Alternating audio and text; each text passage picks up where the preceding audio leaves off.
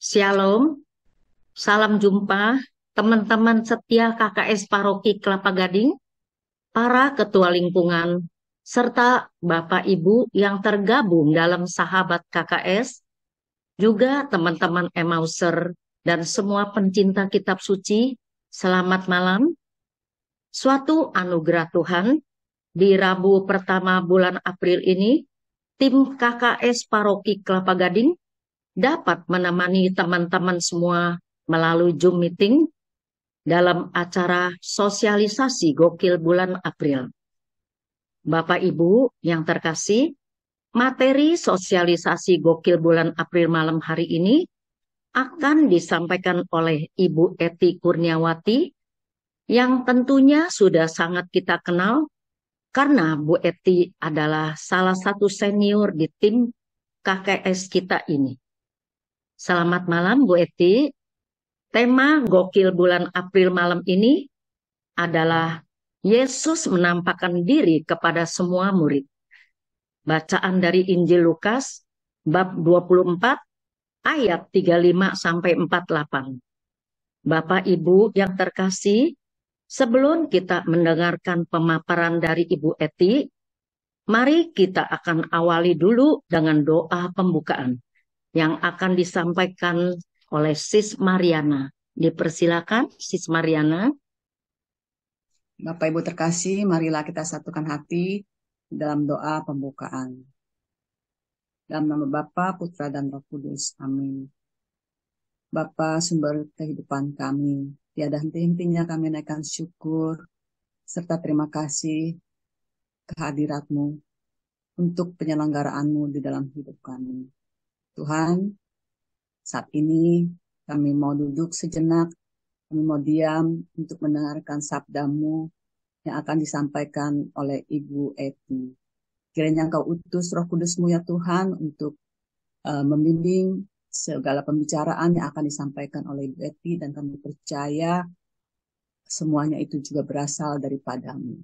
Tuhan, biarlah saat ini kami boleh duduk tenang untuk mendengar pemaparan dari Ibu Eti, dan kami juga Kau urapi dengan Roh Kudus-Mu sehingga juga kami boleh menerima apa yang disampaikan oleh Ibu Eti dengan hati yang terbuka. Tuhan, semua doa permohonan ini kami haturkan padamu dengan perantaraan Yesus Kristus, Tuhan dan Juru Selamat kami. Amin. Amin. Dalam nama Bapa, Putra, dan Roh Kudus. Amin. Terima kasih Sis Mariana atas doa pembukaannya. Bapak, Ibu, Saudara-saudari terkasih, untuk kelancaran acara ini, semua mic peserta sudah dimatikan. Setelah pemaparan dari Bu Eti selesai, akan ada sesi sharing dan tanya jawab, atau bisa juga ditulis di kolom chat. Dan jangan lupa kita juga akan foto bersama di akhir acara. Kini waktu dan tempat saya berikan kepada Bu Eti. Dipersilakan Bu Eti. Ya, Afong, terima kasih. Selamat malam, Bapak Ibu semuanya yang dikasihi Tuhan. Senang sekali malam ini kita bisa berbincang-bincang, merenungkan sabda Tuhan dalam tema Yesus menampakkan diri kepada semua muridnya. Sebelum memulai kita memasuki perikopnya, saya ingin sedikit memberikan gambaran bahwa Injil Lukas sebetulnya tahun depan baru dijadikan tahun Injil Lukas. Tahun ini sebetulnya adalah tahunnya Injil Markus. Tetapi bacaan untuk tanggal 14 April ini sebetulnya yang kita akan bahas malam ini itu diambil dari Injil Lukas. Injil Lukas ditulis sekitar tahun 70 Masehi, itu setelah bangsa Romawi menghancurkan Yerusalem dan Bait Allah. Kita bisa nanti lihat di Lukas 19 ayat 43 sampai 46. Kisah para Rasul itu juga ditulis oleh Lukas yang merupakan teman sekerja Paulus. Lukas hidup di luar Yudea. Jadi dia sebetulnya diperkirakan bukan orang Yahudi. Tetapi tulisan-tulisannya itu justru ditujukan untuk umat yang non-Yahudi. Ia menulis sebagai seorang sejarawan dan ahli biografi, di mana tulisan-tulisannya itu di dalam Injilnya mengisahkan secara detail tentang kelahiran Tuhan Yesus sampai wafat dan kebangkitannya.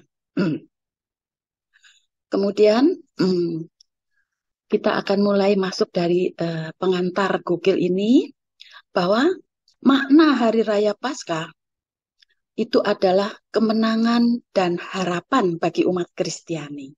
Karena apa? Karena Paskah itu merupakan puncak perayaan terbesar bagi umat Katolik.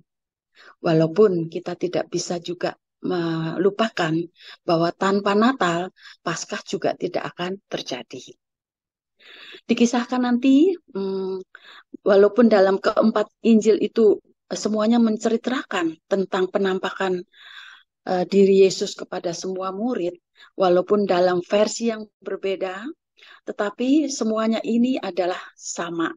Intinya adalah bahwa kebangkitan Yesus dan penampakannya itu menyatukan para murid, para rasul, dan harusnya juga menyatukan kita supaya kita menguatkan iman untuk menjadi pewarta-pewarta kabar gembira, kabar sukacita yang telah diwariskan oleh Yesus Kristus. Lanjut, Pak San. Nah, kita akan memasuki bacaan dari Lukas 24 ayat 35 sampai 48. Tapi sebelum ini, Pak San boleh putar slide yang sebelumnya. Jadi sebelum membaca perikop Lukas 24 ayat 35 sampai 48, kisah sebelumnya yaitu dari Lukas Lukas 24 ayat 13 sampai 34 itu diceritakan tentang bagaimana penampakan diri Yesus kepada dua orang yang meninggalkan Yerusalem, yaitu mereka pulang ke kampung halamannya yang dinamakan Emmaus. Karena apa? Saya menceritakan dulu kisah sebelumnya ini. Ketika itu, dua orang yang putus asa karena merasa bahwa Yesus yang digadang-gadang sebagai seorang raja yang bisa membebaskan umat Israel dari penjajahan bangsa Romawi. Ternyata kok ya tragis banget. Kenapa dia manda aja mati di kayu salib dengan cara yang sangat mengenaskan itu. Jadi ketika itu Kleopas, salah seorang dari mereka dalam perjalanannya berdua itu berjumpa dengan Yesus. Tapi toh saat itu ketika berjumpa dengan Yesus, mereka masih belum tahu bahwa itu adalah Yesus yang sudah bangkit. Nah, ketika mereka Yesus mau diajak pulang ke rumahnya, barulah hati Kleopas dan seorang temannya lagi itu menjadi berkobar-kobar ketika Yesus mengambil roti, memecah-mecahkannya, dan baru mereka terbuka matanya bahwa oh ya, ini memang Yesus yang betul-betul bangkit dari kematian. Lalu mereka di situ kembali pulang ke Yerusalem. Jadi tidak pulang ke kampung Emmaus lagi, tetapi kembali ke Yerusalem dan mengabarkan berita ini kepada para murid. Sampai di situ, mari kita baca kisah dari Lukas 24 ayat 35 sampai dengan 48. Kita mulai dulu dari ayat 35 ya. Di situ diceritakan kedua orang itu, yaitu kedua orang yang tadi pulang kampung itu, menceritakan apa yang terjadi di mana mereka sudah bertemu dan mengenal Yesus pada waktu Ia memecahkan roti. Inilah yang kita tetap peringati, Ekaristi, di mana Yesus memecah-mecahkan roti, membagi-bagikan roti yang adalah tubuhnya sendiri untuk kita pengikutnya. Kemudian di dalam Lukas 24 ayat 36 sampai 37 kita bisa baca di situ. Dan sementara mereka bercakap-cakap tentang hal-hal itu, Yesus tiba-tiba berdiri di tengah-tengah mereka dan berkata kepada mereka, "Damai sejahtera bagi kamu." Inilah yang selalu di dalam setiap pertemuan biasanya sering kita mengucapkan salam damai. Jadi diambil dari sini kita harus memberikan damai kepada semua orang yang kita jumpai. Kemudian mereka terkejut dan takut dan menyangka bahwa mereka melihat hantu.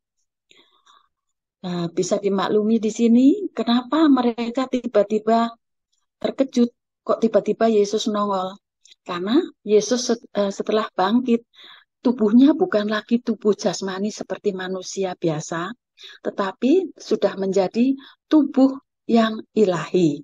Artinya tubuh mulia di mana Yesus tidak dibatasi oleh ruang waktu dan tidak dibatasi oleh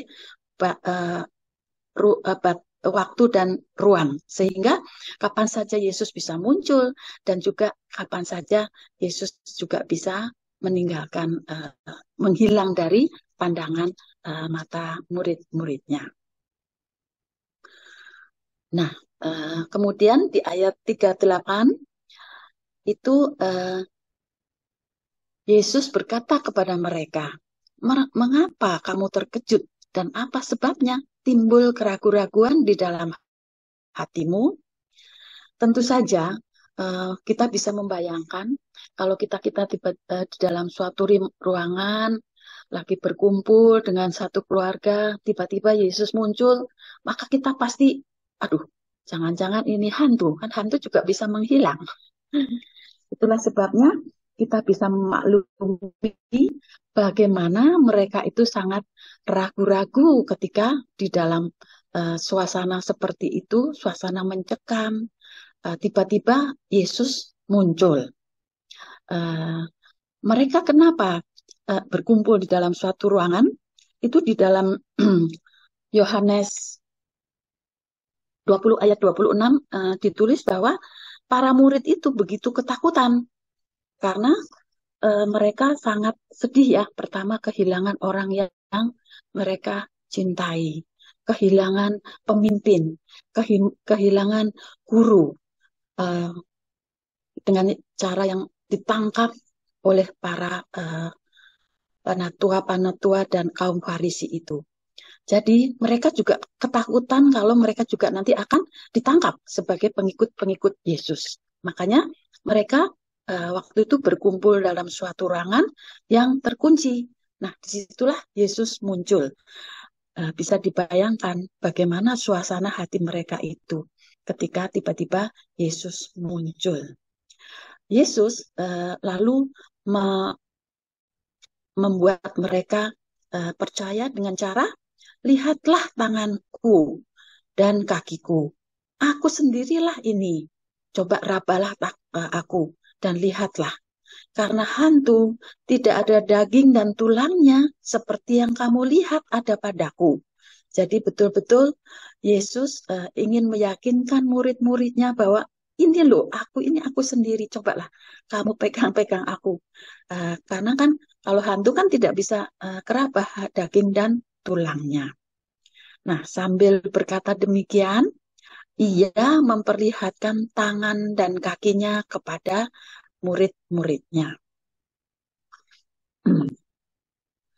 Seringkali manusia itu kan tidak peka ya akan kehadiran Yesus, yang selalu mau meyakinkan kita bahwa Dia itu sebetulnya juga selalu hadir di tengah-tengah kita. Dalam kondisi kita susah, dalam kondisi senang, Yesus selalu hadir. Hanya seringkali, bahkan mungkin banyak kali ya, kita itu hanya berfokus pada masalah yang menimpa kita. Kita mengeluh, menyesali nasib. Kok kenapa ada masalah menimpa saya? Mengapa ini harus terjadi pada kami? Jadi akhirnya terus-menerus kita larut dalam kepedihan yang berhari-hari. Mungkin juga bisa berbulan-bulan, gak bisa move on. Karena kita tidak bisa merasakan atau melihat kehadiran sebetulnya selalu ada menemani kita. Dan kita sudah tahu juga beberapa kali kalau kita membaca firman Tuhan, itu Mazmur mengatakan bahwa Tuhan itu tidak akan membiarkan kita jatuh tergeletak. Kemudian di ayat 40 sambil berkata, itu tadi sudah ya, Yesus memperlihatkan tangan dan kakinya kepada mereka. Lanjut ke ayat 41 sampai 43.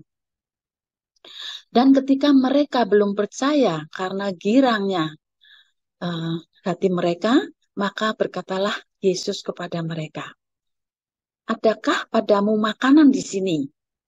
Karena ini Yesus juga masih melihat ya, kok mereka nggak percaya, masih diam aja, makanya coba kalau kamu belum yakin, ada nggak makanan di sini?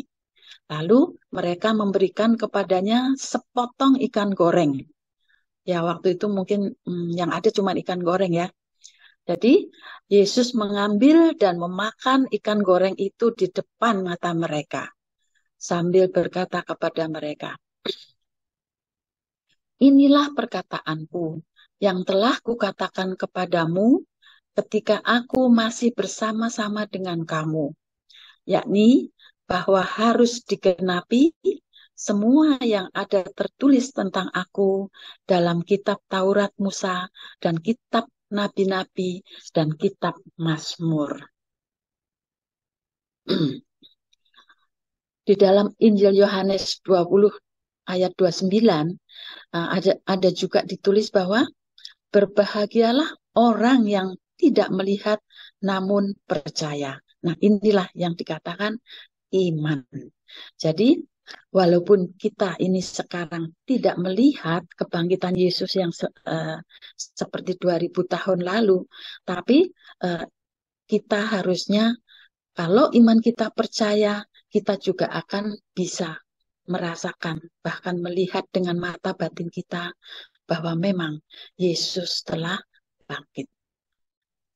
Nah, kemudian Yesus lalu membuka pikiran mereka sehingga mereka mengerti tentang kitab suci.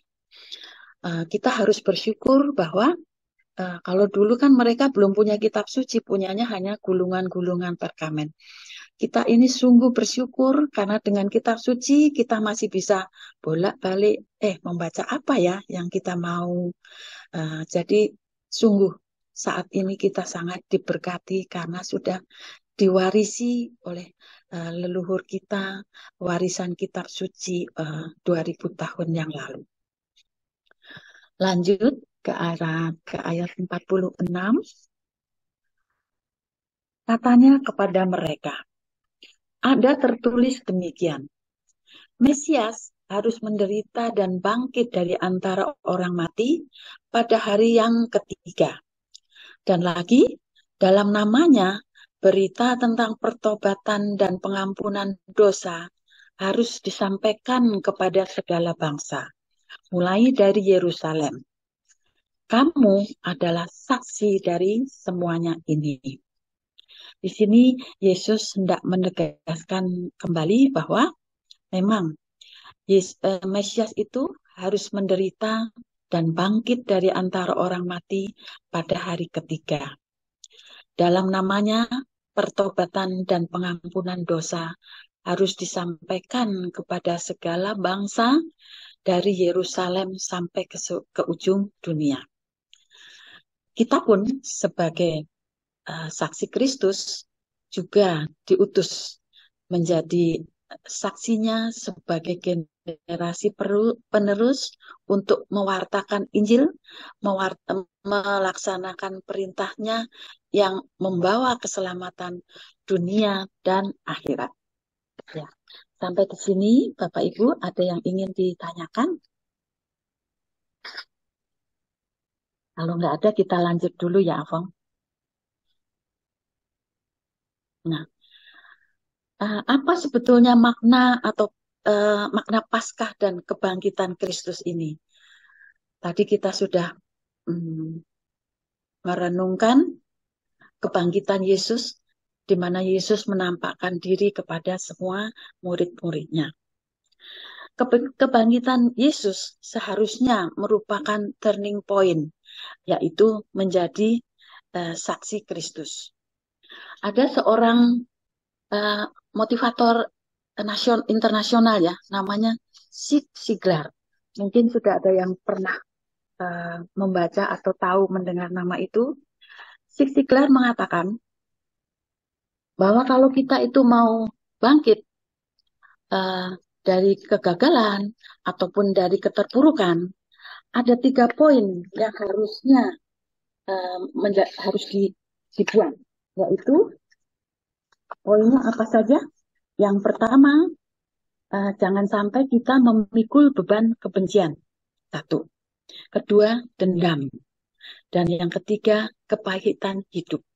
Jadi itulah menurut motivator terkenal ini, kalau kita mau bangkit dari keterpurukan, dari kegagalan, itu harus ada 3 poin yang harus kita singkirkan. Supaya seperti metode Ignatian yang sudah dipelajari oleh banyak orang, termasuk Rosita juga sudah belajar, itu kita harus melepaskan beban-beban supaya kita tidak berat memikul beban yang tidak perlu sebetulnya. Jadi bukan memikul beban bersama, menukul salib bersama Yesus, tapi itu adalah suatu kesia-siaan, karena kita itu memikul beban yang seharusnya tidak perlu menjadi beban yang kita pikul, yaitu kebencian, dendam, kepahitan hidup. Kemudian selanjutnya memberi kekuatan, makna dari Paskah kebangkitan Kristus. Yang kedua adalah memberi kekuatan iman dalam kondisi masing-masing pribadi kita untuk melanjutkan karya dan Tuhan Yesus agar semakin banyak orang memperoleh keselamatan. Jadi keselamatan itu kadang-kadang banyak orang menyalahartikan bahwa seolah-olah keselamatan itu hanya ada di dunia ini saja. Padahal keselamatan yang sungguh kita harusnya ingin capai adalah keselamatan di akhirat. Walaupun memang keselamatan di dunia ini juga perlu kita cari supaya kita tidak masuk di dalam dosa, masuk di dalam kesalahan yang konyol dan membuat kita mati sia-sia. Itu yang kita harusnya maknai kebangkitan Kristus ini selama masa Prapaskah dan Oktav Paskah ini. Kemudian selanjutnya kita ingin memasuki butir-butir permenungan. Saya ambil dari materi yang diberikan oleh K3S ini, yaitu butir pertama, kelemahan manusia membuat orang tidak mengalami damai sejahtera. Contohnya apa? Situasi sekitar kita saat ini. Kalau kita melihat kemarin di televisi, banyak sekali rich people, orang-orang yang kaya raya, bukan main hartanya, bukan hanya miliar, tetapi triliun, punya rumah yang begitu hebat, berapa M, kemudian punya jet pribadi, punya, nggak tahu apa aja. Semua dia punya, mobil segala macam merek, tas Hermes yang sampai puluhan ya dia punya ya. Kalau Avong beli tas Hermes kan nggak tahu tuh berapa puluh juta ya Avong. tapi mereka Iya, bisa punya sampai puluhan di koleksinya. iya, Itu orang kaya luar yang biasa. luar biasa, luar Iya, biasa. Tetapi coba kita lihat, kalau kita melihat di jalan-jalan, gak usah jauh-jauh deh, di Kelapa Gading, di Tanah Merah, itu betul-betul kita lihat tukang pulung, udah mbok-mbok yang pakai koyo, mereka sampai menarik gerobaknya sambil terbungkuk-bungkuk ya, iya, mengharapkan belas kasihan orang yang memberi mereka itu sesuap nasi atau barang-barang yang kadang-kadang kita nggak pakai, udah tumplekin aja di gerobak dia itu. Itulah keadaan ekonomi kita, kelemahan manusia yang juga kita nggak tahu ya kenapa bisa seperti ini. Nah, kalau kita lihat lagi kelemahan hati manusia yang sangat-sangat membuat hati saya miris, hati kita jadi miris. Kita teringat kasus bunuh diri satu keluarga, bapak dan ibu yang anaknya diikat umur 14 dan 13 tahun, diajak lompat bunuh diri dari apartemen, di salah satu apartemen di Jakarta, dari lantai 21. Bayangkan itu. Karena kelemahan hati manusia yang dia tidak tahu, dia putus asa bagaimana harus menjalani hidup. Itu membuat orang mengalami stres berat dan tidak damai sejahtera. Nah, inilah uh, refleksi sebetulnya yang seharusnya membuat saya dan Bapak Ibu juga melihat apakah saya juga uh, bisa ikut bersolidar dan bersubsidiar kepada mereka-mereka yang membutuhkan. Kemudian yang poin kedua itu menjadi saksi Kristus dalam zaman now. Bagaimana caranya? Lawang kita sendiri juga masih mengalami kelemahan. Apa iya bisa menjadi saksi Kristus? Saya akan ceritakan uh, seorang tokoh ya. Mungkin Bapak Ibu tidak banyak siapa dia. Barusan saya mendengar suatu kesaksian nyata seorang dokter. Dokter ini punya anak. Pada waktu anaknya lahir, suami istri ini syok sekali. Karena apa? Ternyata anaknya lahir sumbing. Sumbing itu bukan sumbing cuman asal belah bibir di bibir atas saja, tapi sampai ke langit-langitnya juga terbelah. Tapi apa yang terjadi? Uh, Dokter dan istrinya ini berkata, ini bukan hukuman Tuhan, ini bukan kutukan. Dan saya yakin Tuhan pasti akan punya rencana untuk anak ini. Jadi akhirnya kebetulan mereka orang yang cukup punya uang dan anak ini dibawa ke Singapura untuk dioperasi. Operasi bibir sumbing itu tidak cukup sekali ya, karena itu bedah plastik. Dan itu tidak cukup hanya setahun atau 2 tahun. Jadi sampai 3 tahun barulah sumbingnya itu, langit-langitnya itu bisa ditutup. Tetapi tidak sempurna seperti orang yang tidak mengalami cacat ya. Jadi masih ada suara yang sengok gitu. Tapi apa yang terjadi? Dokter ini kan seorang dokter yang punya rumah sakit. Dan dia kebetulan beragama Kristen. Kalau dia mengadakan pertemuan, entah itu acara Natal ataupun bersama-sama dengan para karyawannya, dia hadirkan anaknya ini. Jadi dia tidak menyembunyikan anaknya yang cacat. Bahkan anaknya ini diajak untuk bergaul dengan semua orang. Jadi anak ini tumbuh menjadi anak yang pribadinya itu betul-betul tidak minder. Ya. Jadi sekarang anak ini sudah berumur 21 tahun dan dia sekolah MHA. Itu MHA itu singkatan dari Management Hospital Administration Singapura. Dialah nanti yang akan menggantikan profesi atau generasi penerus dari rumah sakit ini. Bapak Ibu pernah menyangka siapakah dia? Dia adalah founder dari Jakarta Eye Center. JEC Wow. yang ada di luar biasa. Jadi itu saya melihat ketika saya mendengar kesaksian ini, itulah bahwa seorang yang begitu mengalami shock ya, tapi dia bisa bangkit. Dia tidak fokus pada oh penyesalan diri atau merasa berdosa, enggak. Tapi keluarga ini luar biasa.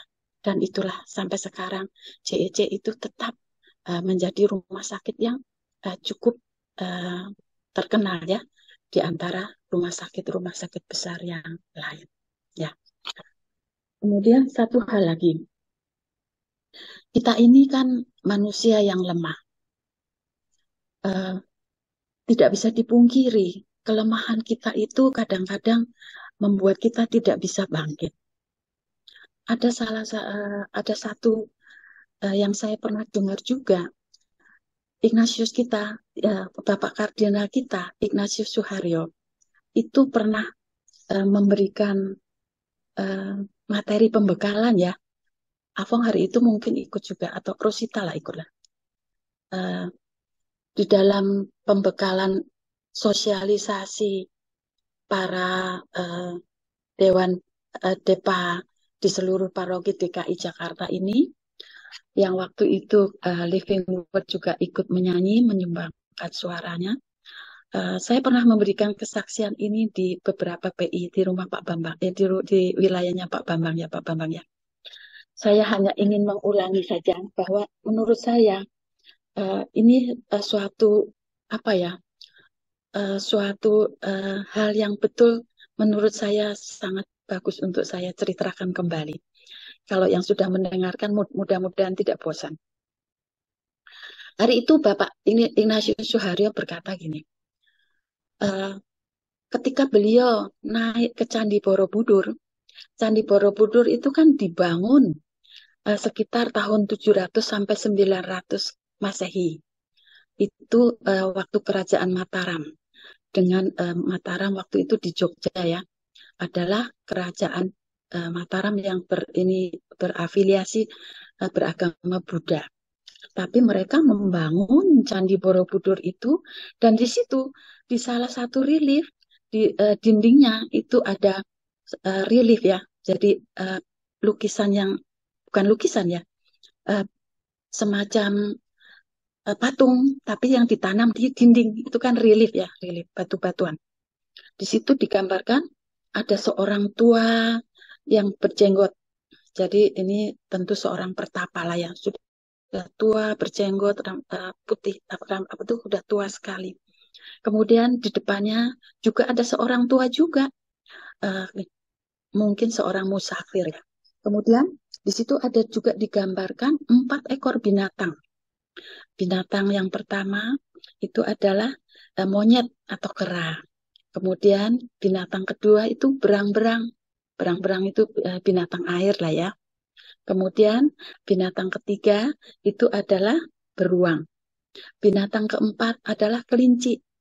Nah, kemudian Bapak Ignatius Suharyo berkata begini, dia membaca tulisannya. Di situ ada narasinya.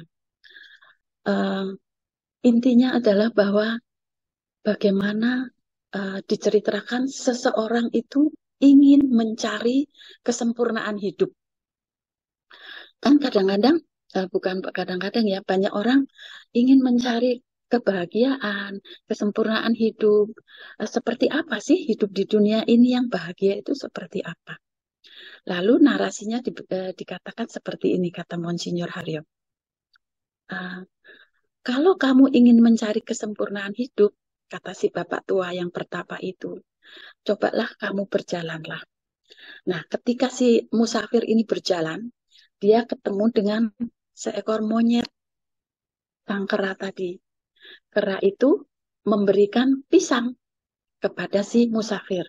Karena dia bilang, saya tidak punya apa-apa kecuali pisang. Karena memang makanannya monyet kan pisang. Jadi dia berikan pisang ini kepada si musafir. Musafir masih jalan lagi, terus mencari kesempurnaan diri kan.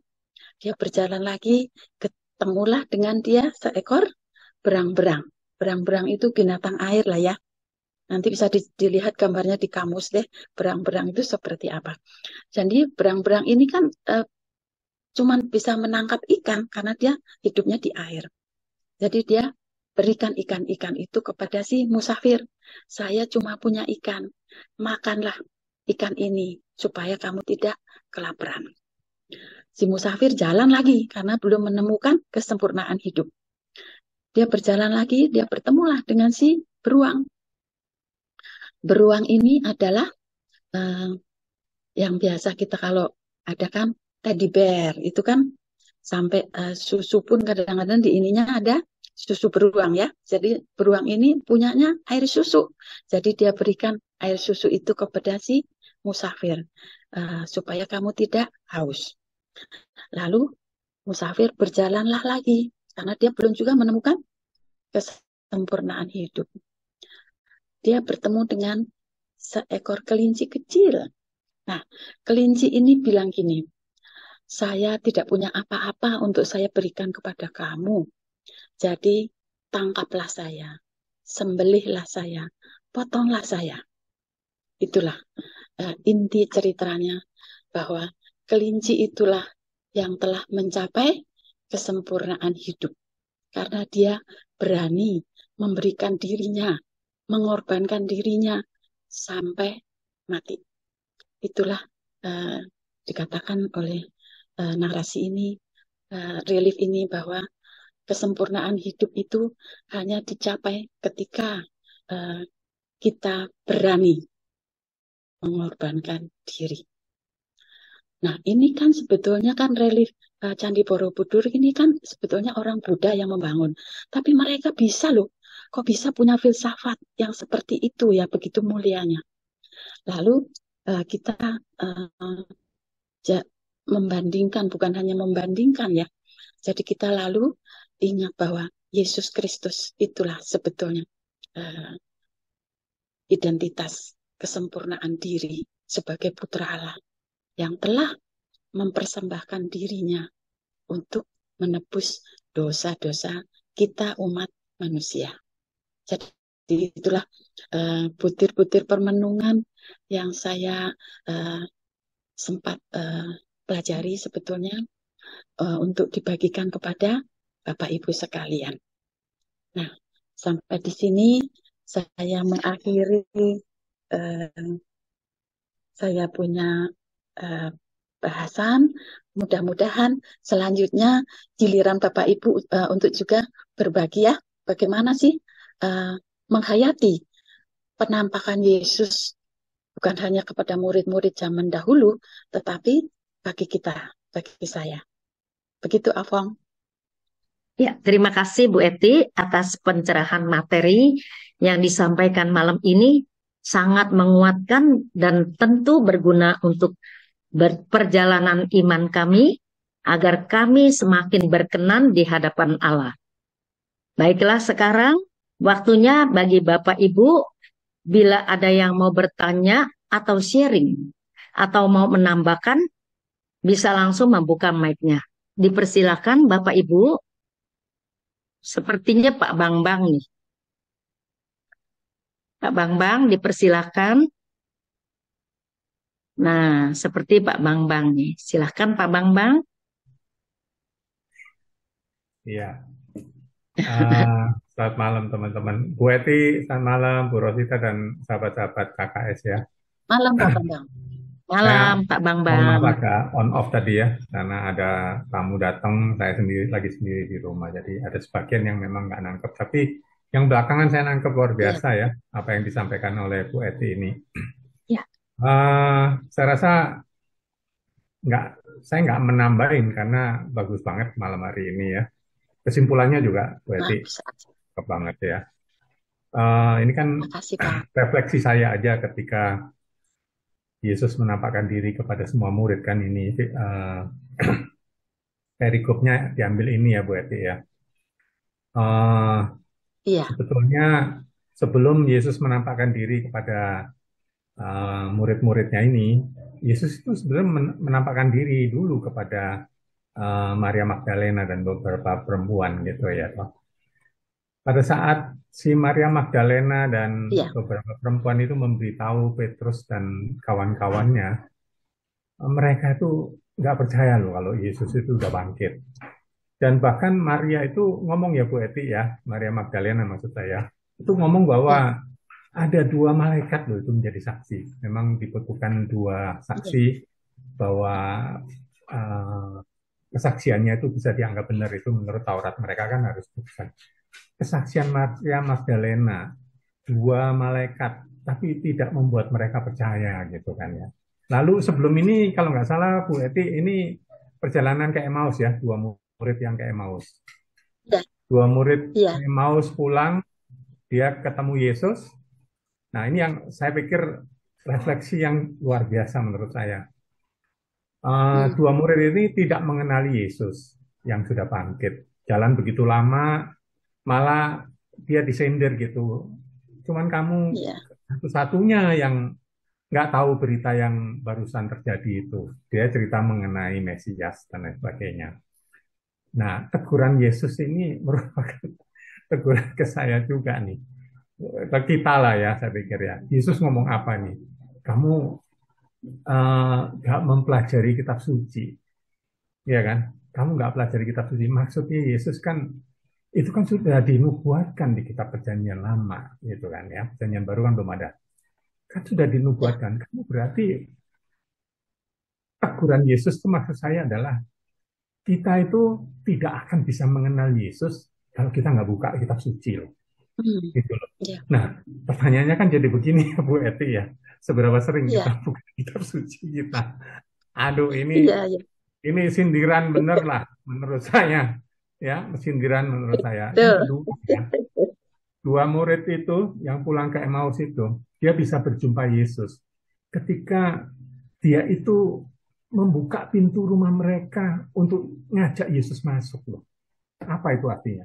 Dia ngundang mereka berdua itu ngundang Yesus masuk. Iya, iya, Apabila iya, mereka berdua tidak mengundang Yesus masuk, Yesus nggak masuk. Nah itu juga betul, refleksi betul. buat kita, tamparan buat kita. Ya, kalau kita mau berjumpa dengan Yesus, pintu rumah kita artinya pintu hati kita yang mesti kita buka agar Yesus itu mau masuk Iya, gitu. Itu dua betul. refleksi saya sebelum firman yang hari ini ya Bu Eti ya. Nah, Hmm, iya, iya, ketika Maria Magdalena dengan tergesa-gesa setelah masuk kubur kosong, dia memberitahu, sorry, dengan gue telepon. ya, Uh, apa-apa, Pak. Sampai mana tadi ya? Maria Magdalena setelah terburu-buru memberitahu para murid-murid yang rasul-rasul yang lain, mereka nggak percaya. Dua orang murid yang dari Emmaus itu juga, malam itu juga loh. Dia nggak lagi nunggu keesokan harinya. Ini Iya, yang dimaksudkan Bu Eti tadi itu ya.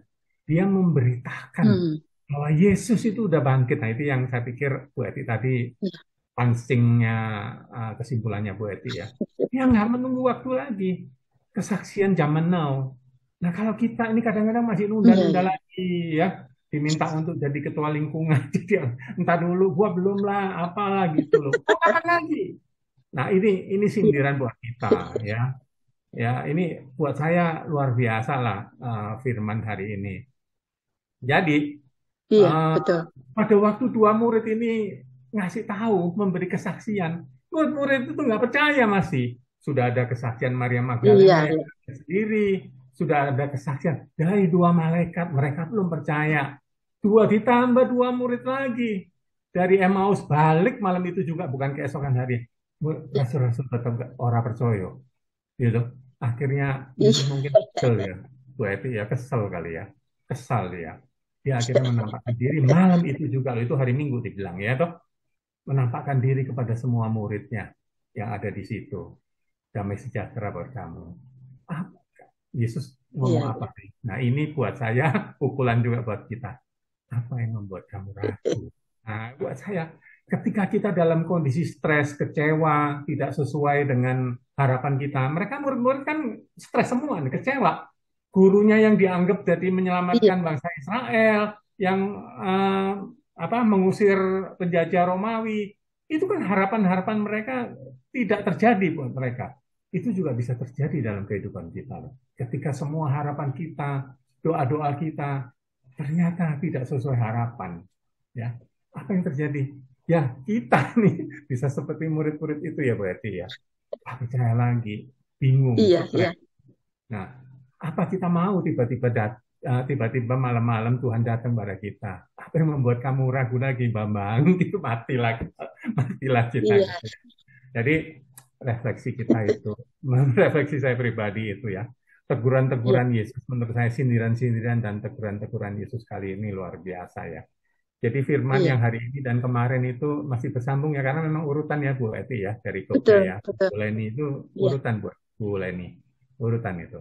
Jadi saya pikir saya senang sekali. Nah itu di belakang gambar saya itu Yesus dan dua orang Oh iya, murid iya. yang dari Maus Itu itu ya. Iya, iya. Kalau Anda Kleopas. menerima Iya, renungan saya harian itu ada gambar iya, itu. Tapi yang saya iya. dapatkan gambar ini adalah ini agak nakal sedikit. Yang satu kulit hitam gitu. Karena kita nggak tahu kan. Yang satu Kleopas ya. Saya harapkan di sebelah kanannya Yesus itu Kleopas gitu. Yang satu itu Iya. kulit hitam. Kan nggak dikasih nama. Siapa sebetulnya dia kulit hitam itu ya Anda dan saya. Kita ini. Kita ini. Betul. Ini gambarnya nakal sedikit lah gitu ya. Kalau Anda terima ini, waktu saya bikin renungan kemarin malam itu, saya mencari gambar, dapatkan ini, saya geli sendiri, tapi oh ya ini ya saya jadi orang kulit hitam inilah. Oke, boleh nih saya terlalu panjang mungkin ya. Ya, Terima kasih teman-teman itu minimal refleksi saya lah. Saya suka sekali Injil ini dan Iya. saya nggak tahu ya, Pak Ari datang nggak? Dia kan punya komunitas itu tuh, Emmaus ya, Emmaus Journey kalau nggak salah. Betul, betul. Ya, Nah, itu ya. Pak Bambang Terima betul hari kasih ini Pak komunitas sekali Bambang. Terima kasih atas sharingnya. Sekarang kayaknya melengkapi Pak kok. Hari deh. Pak Ferry, Pak ini ada ya, kayaknya siapa ya? Mungkin Pak Harun atau Pak Hari ya. Pak Harun silakan. Kalau soal Emmaus, mungkin ada yang lebih baik dari saya. Silakan mereka duluan. Saya orang yang di belakang soalnya, terkebelakang. Ya, Ya, tapi Ya, saya baik. mau menanggapi Surni. menanggapi Ibu Eti satu kata doang tadi. Saya terkesan sekali soal sempurna, kesempurnaan ya. Jadi saya tergelitik. Kalau bagi saya pribadi, hal kesempurnaan itu tergantung pada pandangan saya atau pandangan orang lain. Kalau dalam pandangan orang lain, saya berbuat bagaimanapun juga tidak akan sempurna di mata orang lain. Itu menurut refleksi saya. Tetapi bagi saya, kalau saya bisa melaksanakan cita-cita saya, angan-angan saya, atau saya telah melakukan sesuatu misi, saya rasa udah cukup bagus. Bagi saya puas dan saya merasa itu adalah sempurna. Untuk hal itu, saya sempurna. Tetapi kalau orang lain yang melihat, belum tentu. Jadi Ibu Eti tadi sebut soal mencari kesempurnaan yang dari Monsinyur Suharyo, itu adalah kesempurnaan yang secara utuh ya, kalau kita bilang, utuh. Karena dia sampai mengorbankan diri sendiri. Kalau bagi saya, mungkin saya tidak bisa berbuat begitu. Karena saya hanya orang dibuat dari daging, kelemahannya banyak sekali, kekurangan banyak sekali, nggak mungkin mencapai tingkatan atau level yang seperti itu, nggak mungkin.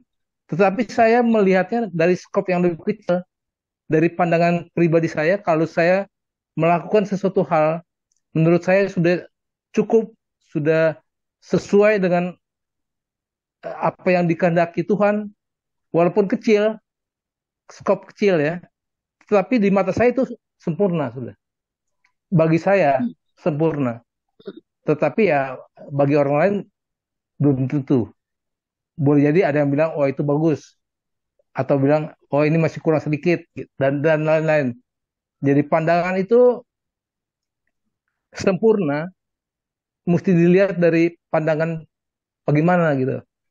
Atau pandangan orang lain, atau pandangan pribadi.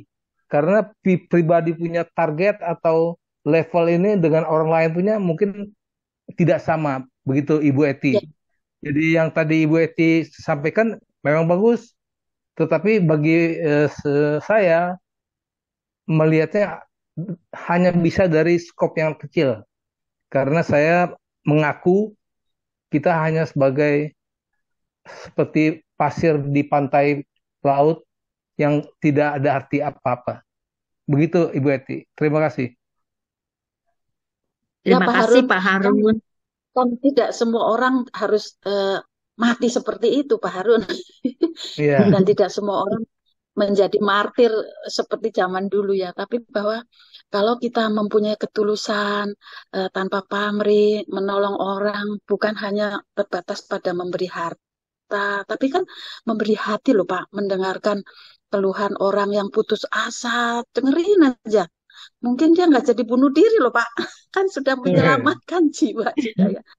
Saya seperti itu ya, Afong ya. Atau Iya. Afong mau tambahkan nih? Hmm, Ini kayaknya pencerahan dari Bu Eti juga udah cukup ya. Kayaknya sangat lengkap gitu loh sepertinya. Emang benar tapi sih. hari ini betul Pak Bambang sudah melengkapi, Pak Harun juga sebagai emoser itu juga sangat ini ya. Jadi justru Tapi saya tidak bisa banyak memberikan presentasi yang seperti mengupas Injil sampai di saya nggak bisa. Tapi justru saya ingin dengan sedikit kesaksian ini memancing sebetulnya supaya saya juga mendapatkan apa ya hal-hal yang betul-betul bisa menguatkan iman saya gitu Avong. Jadi ya monggo betul. ya ingin Ya, berbagi menguatkan ya, iman kita. baik. Terima kasih Bu Eti atas sharingnya yang segitu menguatkan Afong, juga teman-teman semua Bapak Ibu ya. Sekarang giliran ketua kita, ini banyak bahan biasanya. Ketua tuh banyak pengalaman, banyak bahan. Ayo ketua, dipersilahkan mungkin ada membagi gitu ketua, Bu Ketua Rosita. Ya, Bu Bu Eti itu selalu memberikan apa ya dalam kehidupan inilah mengikuti Yesus tuh seperti ini gitu ya Bu Eti ya. Kita itu Enggak kalau juga. kalau kita seperti punya pikiran harus jadi martir ya setiap orang kan salibnya berbeda ya. Jadi kalau kita pikir oh saya tidak bisa seperti dia, Iya, iya. saya nggak ada apa-apanya, saya hanya pasir seperti kayak Pak Harun.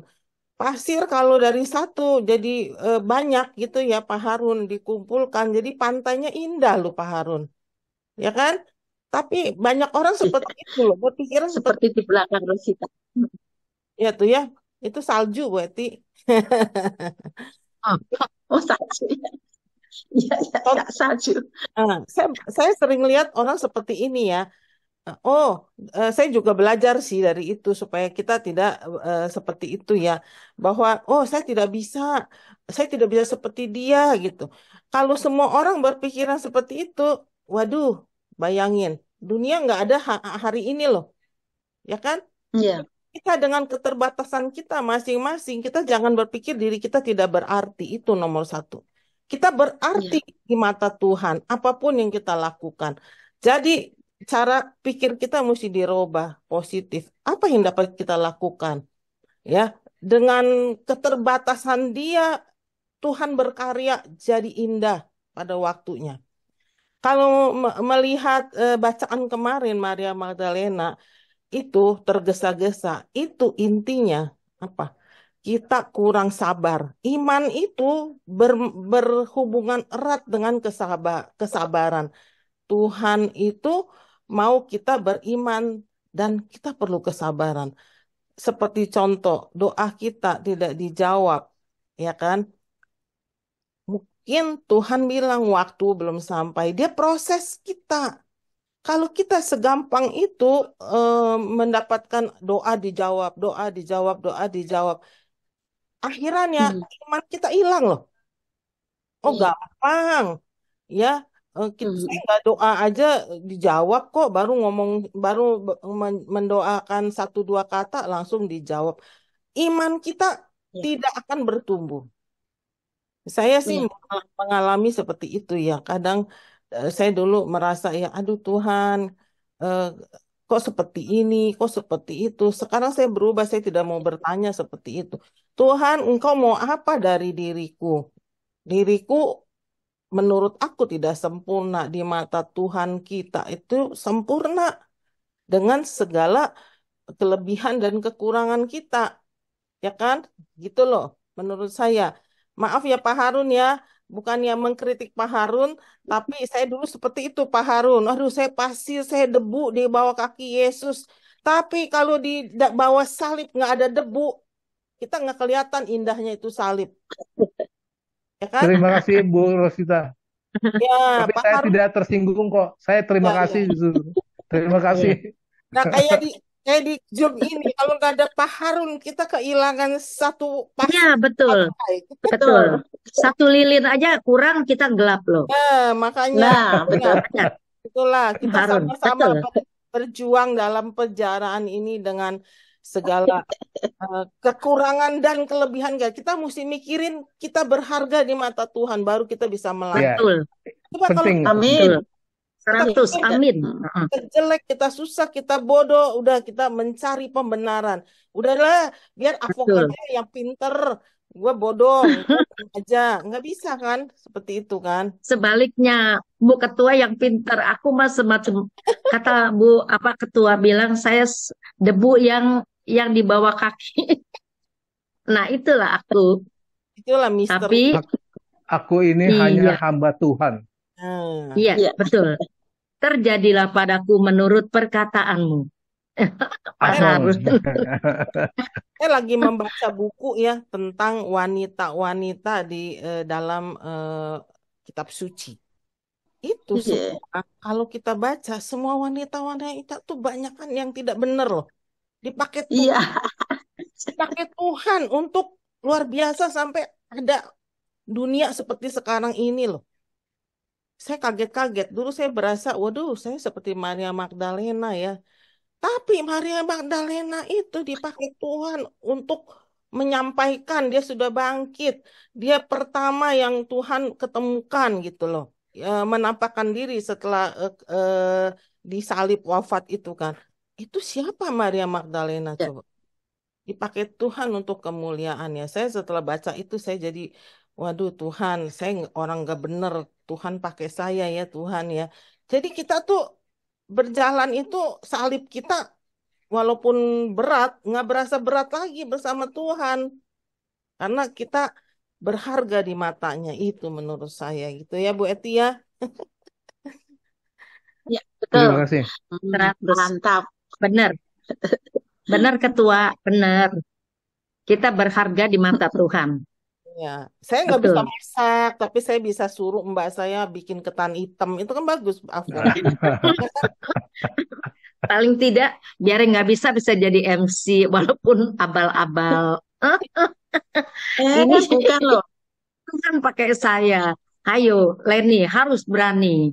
Nah, inilah Itulah contoh harus Pak Harun. jalan. Leni Ya, yang dulu katanya nggak berani ngomong, dia seperti Musa. Sekarang jago kan MC-nya kan? Enggak ya. juga, masih belajar Pak Harun. Ini juga masih apa kayak bayi baru merangkak-merangkak. Nah, mungkin sekarang apalagi biasanya ketua sih banyak sharing loh. Ini baru sharing sepotong sih. Atau Boleh, mungkin Sambung lagi, sambung lagi. Nanti ya, disambung saya kasih yang lain dulu. sambung lagi ya. ya, Nah, boleh mungkin saya ada Pak Bambang AT ya. ya, Dipersilakan ya. Pak Bambang. Heeh. Terima kasih. Saya juga apa namanya barusan tidak mengikuti dari awal ya, tapi begitu melihat sharingnya. Oh ya, saat apa namanya COVID-19 ya. Saat COVID-19 saya itu ditelepon dari kampung bahwa banyak kan orang meninggal di mana-mana kan. Nah, saya ditelepon dari teman apa tetangga lah. Itu memberanikan telepon saya karena saya mungkin di Jakarta kan, dari Jakarta ya. Nah, mungkin dia di sana udah apa kehabisan akal. Ada orang anak ya, anak kira-kira umur berapa lah gitu, sekitar kepala berapa ya, 20-an gitu, 30. Udah katakan tetangga-tetangga itu bilang meninggal, meninggal, meninggal. Udah pada nangis semua gitu loh. Terus tetangga itu nelpon saya, minta tolong dibantu dibelikan kain kafan. Nah, itu kenapa kok minta kain kafan? Ini orangnya tetangga-tetangga udah pada datang, pada nangis, pada meninggal semua. Siapa yang bilang meninggal? Tetangga-tetangga. Saya bilang yang menentukan meninggal tidaknya itu dokter, bukan kalian semua. Terus bagaimana ini? Bawa ke rumah sakit. Nah, di rumah sakit itu udah banyak yang meninggal, udah berantakan di luar-luar itu udah gak masuk kan. Begitu ketemu dokternya nggak sanggup, dokter. Kemudian saya bilang, dok ini bukan BPJS, ini bayar, jadi sekarang tangani. Nah, ditangani, begitu tangani di ICU 3 hari, tangani segala macam, selang-selang tuh masuk semua, terus disuntik kejut, puji Tuhan hidup. Nah, jadi apa ya anunya itu, apa intinya, jadi orang tersebut sudah dikatakan meninggal oleh tetangga-tetangganya, tapi saya bilang yang menatakan meninggal itu dokter, bukan kalian. Ya. Nah, istilahnya dia bisa selamat, tapi setelah itu apa namanya, kayak menipu saya terus akhirnya ya ngalir terus dana-dana itu untuk selanjutnya ini itu. Tapi saya saja, tapi yang penting saya bisa menolong apa nyawa tersebut bisa terselamatkan, pun ya harta segala macam nggak bisa dicari kan, kayak habis-habisan. Jadi saya bersyukur bisa menyelamatkan nyawa seseorang. Saya kira itu aja kesimpulannya, gimana kira-kira. Terima kasih. Yes. Luar biasa Pak Terima Bambang. kasih. Iya, luar biasa Pak Sangat Bambang. solider dan subsidiar, mengorbankan semuanya ya Pak ya. Iya. Terima kasih. Ada pengorbanan juga itu. Luar biasa. Menyelamatkan luar biasa nyawa, Pak. menyelamatkan nyawa. Mungkin ada lagi ya, siapa ya yang mau sharing atau membagi, teman-teman, Bapak Ibu. Bu Desi kali ya, Bu Desi. Oh ya, silakan. Silakan. Ya, silakan Pak Toto. Bu Leni, saya nambahin Pak Harun. Iya, Kalau baik seperti yang dipikirkan Pak Harun, itu kan keduniawian terus-menerus. Selama yang dikejar keduniawian atau kedagingan, itu nggak bakal sempurna. Nah, kalau sudah kita bisa melepaskan semua yang kedagingan, keduniawian itu baru bisa sempurna. Sampai mati pun, udah mati nih, orang udah mati. Tapi kalau masih memikirkan keduniawian, misalnya, waduh mobilku cuman ada sekian, aku punya pesawat atau kecil, punya rumah kok, itu juga nggak bakal masuk surga, Pak Harun. Wah, anakku bagaimana? Itu kan masih ada keterikatan keduniawian. Itu belum sempurna. Jadi kalau mau sempurna ya lepaskan semua keduniawian, itu baru bisa sempurna. Jadi mati pun enak, masuk surga langsung. Tapi kalau masih mikirin yang di dunia ini, itu belum bisa masuk ke surga, Pak Harun. Jadi sempurna itu bukan keduniawian, tapi yang surgawi lah gitu. Makasih Bu Leni. Terima kasih, Terima kasih Pak Toto. Terima tadi kasih Bu Pak Toto. Rosita kan membaca buku perempuan-perempuan yang dipakai dalam keturunan Yesus. Itu perempuan itu yaitu ada 5.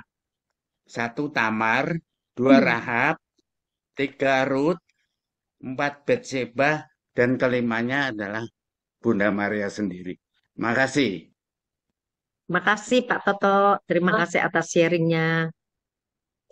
Melengkapi Sekarang Pak Toto. Bu Desi. Terima kasih. Terima kasih. Bu Desi nih kayaknya sudah buka ini mic-nya ya. Sudah buka. Bu Desi, tolong mungkin ada sharing atau membagi gitu, berbagi. Saya mau tanya ya, Ibu Eti kenal saya nggak ya? Nah, Bu Eti. Masih kenal lah Bu Desi. Saya sekarang baru ingat. Ibu Desi namanya Prawira Negara. Prawira. Nah, Ibu Desi Prawira ya. Ya, Masih ingat. Prawiro, betul. Ibu Desi Prawira. Kok bisa masuk sini Bu Desi, dari mana tahu nih? Nah, karena ditulis di situ yang bawa acara malam ini Ibu Eti Kurniawati. Terus saya pikir ini Ibu Eti yang primaku, bukan. Jadi Loh, saya mau lihat gitu. Nah, masih ingat. Ibu di mana sekarang? Bukan di Aussie. Ini saya masih Oh, pelayanan di ini kan, saya gereja wow. Kristoforus kan, gereja Jakarta Barat, Ya, masih tim Kristo, ya, masih. Ya, di KTM luar Romo biasa. Yohanes juga saya masih pegang apa tuh sel doa, masih sampai sekarang. Wah, Sudah jalan umur 33 berapa tahun. Bu Desi sekarang Bu Desi? Sekarang saya masuk hampir 85, tapi masih pelayanan. Luar wow, biasa Selama Bu. saya luar biasa. Selama saya masih Ya. bisa, saya menyerahkan diri kepada Tuhan. Kalau Tuhan mau pakai saya, oke. Nah, kalau saya dengar itu ya, orang itu tidak bisa jadi sempurna. Impossible dah. Nggak mungkin orang jadi sempurna. Kalau yang sempurna itu Hmm, mungkin hanya Tuhan yang sempurna. Ya kan? Nobody is perfect gitu kan. Hanya ya. itu ada Ibu. Terima kasih Bu. Itu cerita pelayanannya bagaimana Bu? Di KTM atau di mana? Ya di KTM, saya masih tiap 2 bulan sekali kan bawa rombongan ke Lembah Karmel, bawa orang sakit, segala. Kemarin Minggu Palma, dan nantinya akan datang Hmm, Pantekosta, bawa rombongan, hmm, gitu masih. Saya hmm. masih pegang sel doa untuk di Grogol, Iya, jadi iya, saya iya. pelayan. Luar Sudah biasa. masuk tahun Udah umur ke-33 juga ini ini. sel doa kita ini. Yang lain kan sudah bubaran, tapi saya kok bisa bertahan, begitu aja. Kalau Tuhan mau Hmm. pakai, saya tetap bersedia. Ya, Nggak ya, pernah ya. menolak dulu. Disuruh apa juga sama Ibu Eti, saya oke aja kan. Oke. Aduh, Luar biasa Bu Desi. jangan dong, Kita aduh, harus jangan. luar biasa, luar biasa. Kita harus mengikuti apa sih seperti Bu Desi ya, pelayanannya luar biasa. Semangatnya. Walaupun Ya, jangan malas, iya sih, jangan menolak ya. Romo Yohanes bilang, Iya, kalau betul. kamu sudah dipilih, jangan menolak. Begitu. nah ayo Nah, Kalau kalau jangan dipilih bilang, jangan saya nggak menolak bisa ya. apa-apa. Jangan ya. Saya nggak bisa apa-apa. Pokoknya kemauan dulu, nanti Roh Kudus yang akan bekerja. Kemauan, kasih waktu, pikiran, dan kalau bisa juga mendampingi, berbagi sebisanya. Kan tadi dibilang tidak hanya dengan uang, tapi dengan mendengarkan, menjadi seorang pendengar, pendoa, itu kan juga pelayanan. Apalagi betul, jadi betul. ketua lingkungan yang masih muda-muda, jangan nolak, gitu loh. Iya, Bu. Terima kasih Bu Desi atas sharingnya, Ya, atas apa kehadirannya di KKS ini. Sekarang mungkin siapa lagi ya? Ibu Mulyana nih dari tadi nih. Kali mungkin bisa membagi atau bersharing. Dipersilakan Ibu Mulyana. Terima kasih Bu Neni. Maaf saya baru Iya, baru mungkin ada sharing apa gitu, nggak apa-apa kok. masalah sharing ya. Banyak sih. Pengalaman mungkin membagi sharing. Tanya dulu Leni dari mana gitu. Oh ya, Bu Mulyana dari mana ya Bu Mulyana? Saya Dari dari Paroki. lingkungan Bernadette, Paroki Kelapa Gading, Paroki Oh, Oh, Bernadette. Oke, oke, oke. Baik. Eh, pengalaman ya salam Bu. kenal. Salam Ya, kenal. silakan. Bu. Mungkin ada yang membagi gitu, Bu Mulyana. Mengenai apa dulu Bu? Mungkin sharing pengalaman, mungkin apa yang terjadi, apa aja. Nggak apa-apa. Bah- Sharing yang apa gitu, yang pernah terjadi di diri Bu Mulyana gitu loh. Yang Silakan. terjadi di saya banyak sih Bu ya. Iya, mungkin ada apa Banyak gitu ya. kasih Tuhan, kuasa Tuhan tuh sih banyak, banyak. Cuman eh Mau yang mana? Nggak nyambung sama pembicaraan hari ini juga nggak masalah. Boleh nggak Bu Eti? Nggak nyambung? Atau Ya, mungkin sebatas tema sesuai tema ya? ya Hmm. Kalau sesuai tema pasti. sih, kalau menurut saya pribadi, selama kita masih manusia, itu kan terdiri dari roh dan daging. Jadi menurut saya, memang benar kita tuh manusia nggak sempurna. Mau kita buat sempurna apapun, karena kita masih terdiri dari daging, itu tetap ada. Karena kan kita kan punya tanggung jawab ya. Tanggung jawab sebagai orang tua untuk bagaimanapun juga memikirkan anak untuk supaya eh, tidak melenceng dari ajaran kita ya kan, dari ajaran Kristus. Terus kita juga bertanggung jawab untuk bagaimana membuat hidup anak kita bisa menjadi lebih baik gitu kan. Itu kan otomatis mengikis separuh waktu kita dan pemikiran kita untuk Tuhan. Ya kan? Jadi kita tidak bisa sesempurna mungkin selama kita masih terdiri dari daging. Kita cuma bisa mengontrol bagaimana kedagingan kita itu tidak lebih besar dari roh kita. Begitu sih Bu, menurut saya. Ya, Baik, terima ya kasih betul atas betul. ininya sharingnya. Terima kasih. Ada lagi ya kali? Siapa lagi? Ini ada Pak Sunto nih, teman-teman cap saya nih Pak Sunto. Pak Sunto, nah ini luar biasa nih pelayanannya juga nih. Oh, Kasih 5.000 nih biasa nih. Melayani. Pak Sunto, Ya, Bu, ini luar ya biasa, Bu ini Leni. luar biasa. Ayo, Ya, yang mungkin belum sharing mungkin. ya ada.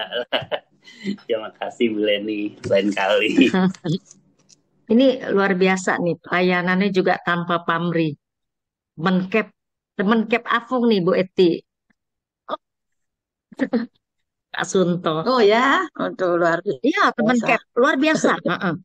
Pertama jadi Ini cerita sedikit.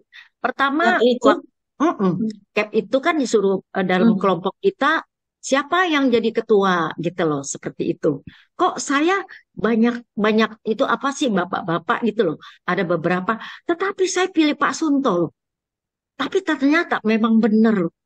Sekarang luar biasa pelayanannya, oh, juga jadi kaling, mungkin lama-lama jadi prodiakon kelihatannya sih udah menuju ke oh, sana. ya, Mudah-mudahan ya Pak Sunto ya. Tapi pelayanannya tiap kali jualin nasi 5.000, 5.000. 5.000 sama Romo Hadi Nugroho. Ya sampai sekarang pelayanan apa yang kita minta oh, pasti dibantu. ya, ya, Pak Sunto, itulah jiwa Pak Sunto. Saya ada sedikit ya, buat ya. Pak Sunto. Pribadi Pak Sunto luar biasa. Terima kasih Pak Sunto. Lingkungan mana Pak Siapa Sunto lagi ya? ya? Saya Pak Sunto Stefanus 2, daerah. Stefanus 2 saya. Mm-mm. Iya. Oh, Luar biasa. Stefanus. Ya, Bu ya, Leni ya. lebih aja, Bu. Ya, ya. Cuman Iya, kalau ada waktu aja, luang, ya kita bisa bantu-bantu. Itu aja sih. Bu kita Leni dekat berlebih. sama Pak. Bu Leni ini berlebih. Bu Leni ini Kita luar dekat biasa. sekali. Ini jadi Enggak, MC. Pak Sunto, saya salut luar biasa. Kalau waktu COVID, waktu Pak Sidoni itu COVID, Pak Sunto tuh saya dengar gitu loh. Kenapa Leni maksudnya nggak bilangin saya gitu loh. Akan saya kirimin, maksud saya bantu untuk oksigen pada saat itu. Pelayanan memang Pak Sunto, saya bukan ngalam, emang terus terang Pak Sunto luar biasa pelayanannya. Sampai saat ini juga masih tetap. Terima kasih Pak Sunto atas pelayanannya juga. Puji Tuhan. Maaf, Bu Ya. Leni. Siapa lagi ya? Terima kasih. Ibu Leni, Pak Sunto itu mesti ditangkap itu, Nah, ya. ini bagus nih. Saya nggak bohong. Ini tanpa pamrih, baik. Saya nggak bohong. Memang Dalam harus semua terus itu. yang saya lihat, Leni itu bisa ngelihat. Pertama pun mata Leni udah tuju ke sini. Saya bilang Pak Sunto jadi ketua, gitu loh. Ternyata benar loh. Ternyata Oh, benar. Dari Itu kita cap panggilan 2, ya, 22 panggilan. sampai cap 23. Melayaninya luar biasa. Siapa yang Iya. minta tolong pasti dibantu. Inilah Pak Sunto. Karena Saya nggak tambah, jadi nggak prodiakon. melebihi. Ya, saya doain ya Pak Sunto ya, jadi prodiakon. Mungkin selanjutnya kita bilangnya bukan Pak Sunto, Romo Sunto malah. Kalau di grup kita, Romo Sunto. Oke, mungkin siapa lagi yang bisa membantu, mungkin sharing lagi atau bagi pengalaman? Boleh saya satu lagi, Bu.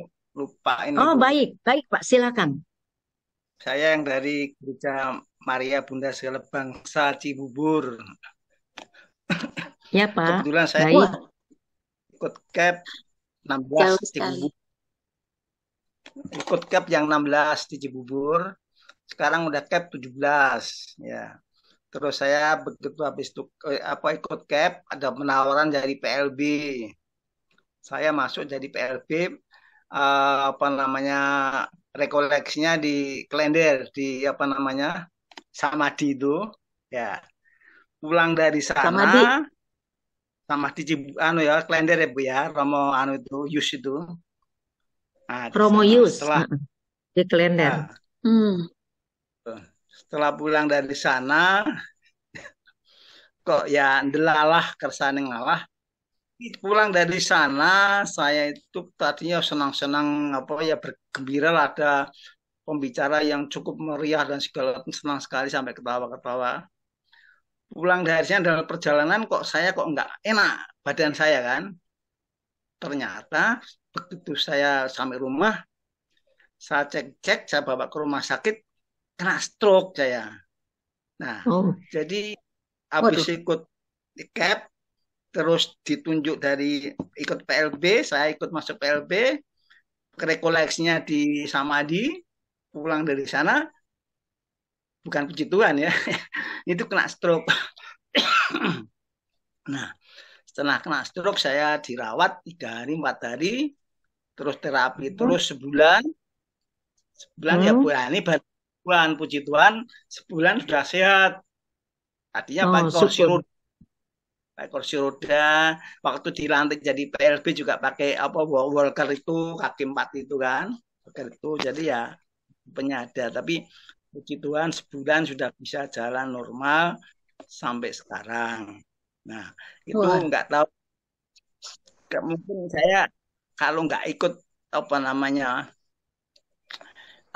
rekoleksi, nggak ikut rekoleksi, mungkin begitu ya, karena ikut sakit ya, tapi ya saya terima aja dengan senang hati. Tapi sekarang udah normal. Nah, itu yang pertama. Yang kedua itu saya itu anak saya yang laki Katolik, yang perempuannya Muslim. Ajak ketemuannya di Anyer sana, Cilegon sana Anyer, malah pakai jilbab perempuannya itu. Nah, terus saya tidak putus rasanya, saya 12 Gua Maria di seluruh Jawa. Jadi mulai dari Cirebon, Tegal sampai Jogja sampai muter-muter lah, yang berdoa supaya dia biar seiman dengan kita, dengan saya gitu kan. Saya sama istri keliling 12 Gua Maria di seluruh Jawa. Terus ya kita terus berdoa terus, istri juga berdoa terus. Kemudian istri ada rezeki ke Lourdes. Nah, di sana juga berdoa juga, pulang dari sana. Kok anaknya tuh delalanya sudah mulai mau ngikut suaminya. Jadi masih Katolik. Nah, puji Tuhan, kemarin ikut Paskah, ikut aja. Ya ikut juga, malah sering nanya-nanya gimana gini-gini. Jadi puji Tuhan, Tuhan mau baik, sama mantu saya Katolik. Puji Tuhan. Puji Tuhan Pak. Ya, terima kasih Pak sharingnya Pak. Luar biasa. Menjadi saksi Kristus ya Pak Bambang. Iya. Ya, bisa menjadi saksi Kristus, benar. Puji Tuhan ya Pak Bambang. Terima kasih atas sharingnya. Ya, Nanti mohon doanya Ya, saya bisa 100% sembuh. Anak saya juga dari Katolik yang baik. Terima kasih. amin. Amin, Pak. Pasti Mujizat, kita doain, Pak, supaya mujizat deh terkabul Bapak. semua yang Bapak. Terima Nah, kasih. mungkin siapa lagi ya? Pak Thomas, mungkin ada membagi atau sharing, Pak Thomas? Sementara belum, Bu. Oh, belum, nggak apa-apa. Terima kasih, Pak Thomas. Arif. Ya, Bro Ruby, silakan mungkin ada sharing. Lewat dulu aja, Ciopong. Oh, oke, nggak apa-apa. Terima kasih. Bila mana Bapak Ibu sudah tidak ada lagi pertanyaan, waktu juga sudah larut malam, kita akan segera akhiri pertemuan sosialisasi Gokil malam ini. Sebelum berpisah, mari kita akan bersama-sama tutup dengan doa yang dibawakan oleh Pak Harun. Dipersilakan Pak Harun. Marilah teman-teman semua kita hening sejenak untuk mempersiapkan diri dalam doa penutup. Dalam nama Bapa dan Putra dan Roh Kudus. Amin. Bapa yang Maha Baik, kami mengucap syukur dan berterima kasih karena malam hari ini Engkau berkenan mengumpulkan kami di Zoom KKS Santo Yakobus untuk mendengarkan firman-Mu yang dibawakan oleh hamba-Mu Ibu Eti tentang penampakan Tuhan kepada para murid yang diambil dari Lukas.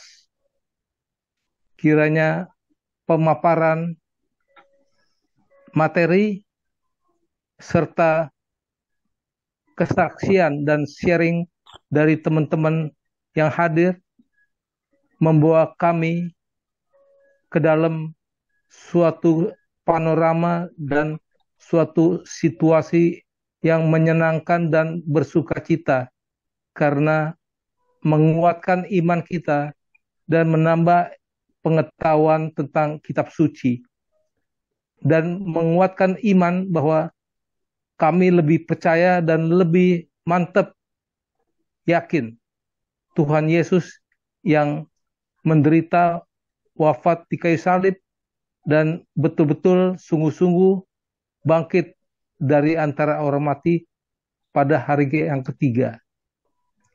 Oleh karena itu, kiranya kita semua bersyukur atas kebangkitan Yesus yang membawa pengharapan yang penuh sukacita di masa depan. Ya Tuhan, kami tahu kami tidak sempurna, kami mohon berkat-Mu malam hari ini bagi kita semua, agar kami malam hari ini bisa istirahat dengan cukup baik, sehingga besok kami bangun dengan pikiran dan semangat yang baru untuk menjalankan segala aktivitas yang sudah kami rencanakan. Semua doa ini kami serahkan dalam tangan kasih-Mu, karena Engkau adalah pengantara kami dan juru selamat kami sekarang dan selama-lamanya. Kemuliaan kepada Bapa dan Putra dan Roh Kudus, seperti pada permulaan, sekarang, selalu, dan sepanjang segala abad. Amin. Dalam nama Bapa dan Putra dan Roh Kudus. Amin. Terima kasih Pak Harun atas doa penutupnya. Terima kasih Bapak Ibu semua yang selalu